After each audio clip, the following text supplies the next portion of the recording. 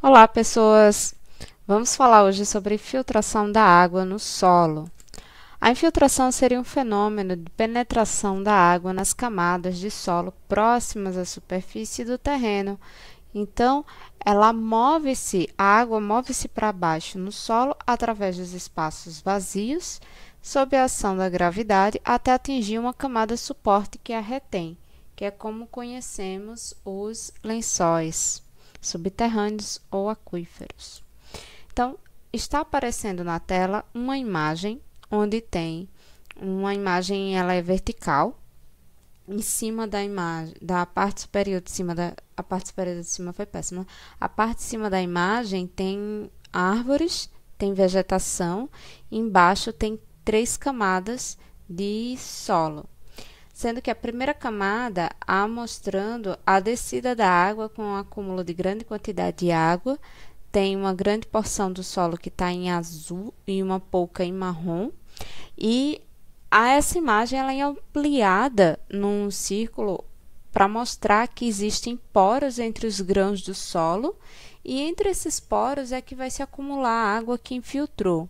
Essa primeira camada de solo a gente chama de zona não saturada, porque a água continua descendo para a próxima zona, que também é não saturada, certo?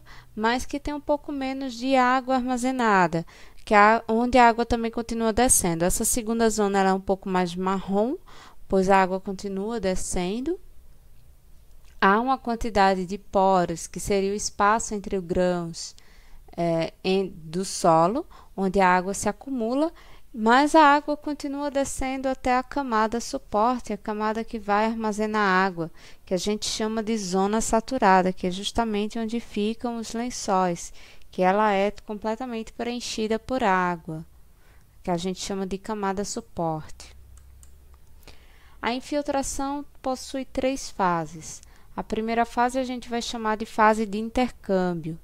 A água próxima à superfície do terreno, ela está sujeita a retornar à atmosfera por evaporação, ou ela pode ser absorvida pelas raízes. A segunda fase a gente chama de fase de descida. O deslocamento vertical da água acontece nessa segunda fase até atingir uma camada suporte de solo impermeável, onde formam os lençóis. A terceira fase a gente chama de fase de circulação, com o acúmulo da água nos lençóis subterrâneos, que a gente pode chamar de lençol freático ou lençol cativo, conforme é o armazenamento dessa água. A gente vai ver depois. A infiltração, ela possui 2 zonas. Uma zona é a zona de areação, que constitui a fase de intercâmbio e a fase de descida, onde a água está migrando verticalmente, e a fase de saturação, onde a água sofre uma circulação interna na camada suporte, onde ela fixa. Está aparecendo no vídeo agora uma imagem onde você tem um solo verde com vegetação, com árvores, tá? Depois uma camada de solo. Abaixo dessa camada de solo há um lençol freático que demora dias ou anos para repor sua água. Ele tem em algum momento, numa região mais baixa, contato com a superfície, que contribui para a formação de aparecimento de olhos d'água, que contribui para a formação de calhas, que a gente chama de rios. Abaixo desse lençol freático a gente tem uma camada de água confinada, que a gente vai chamar de aquífero confinado, que é o que a gente chama de lençol cativo. Tá? Esse lençol, essa camada de água que está abaixo está na camada confinada, nós chamamos de lençol cativo, né? Ele demora séculos para se formar ou para repor sua água. E um aquífero confinado abaixo de outro aquífero confinado vai demorar milênios para a reposição de água, porque é mais ou menos esse período que ele demorou para ser formado.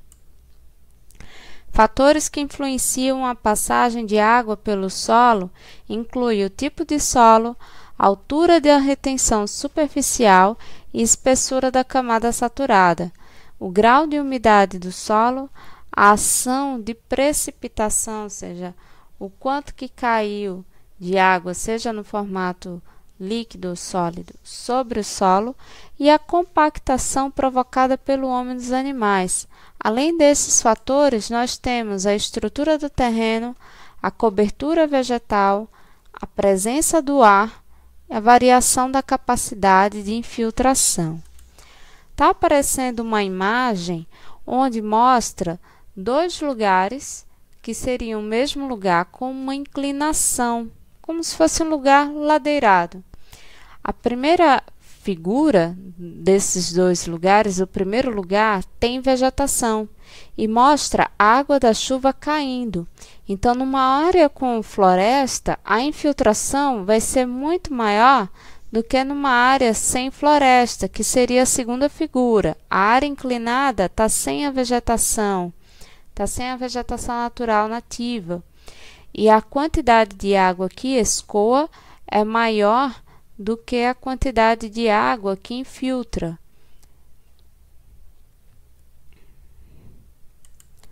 A capacidade de infiltração seria a quantidade máxima de água que um solo, sob uma dada condição, pode absorver na unidade de tempo por unidade de área horizontal. A unidade de medida da capacidade de infiltração é milímetros por hora ou milímetros por dia. A porosidade de um solo seria a relação entre volume dos espaços vazios entre os grãos de um solo e o seu volume total. A unidade de medida seria a porcentagem. Só lembrando que a porosidade seria o espaço vazio entre os grãos, então a gente sempre tem que considerar a porosidade do solo como um fator de capacidade de infiltração de água no solo. A velocidade de filtração é a velocidade média de escoamento da água através de um solo saturado. A relação entre a quantidade de água que atravessa a unidade de área do material do solo e do tempo. As unidades de medida são metros por segundo e metros por dia. Está aparecendo no vídeo uma imagem de um equipamento que serve para medir a infiltração no solo. Ele simula a quantidade de chuva num volume de água já conhecido, coloca o solo, uma bandeja com um pouco de solo, e essa bandeja ela tende a escoar para água em excesso para outra bandeja. O que infiltrou de água do solo na primeira bandeja que contém o solo, que ficar armazenado, vai ser a quantidade de solo que infiltra.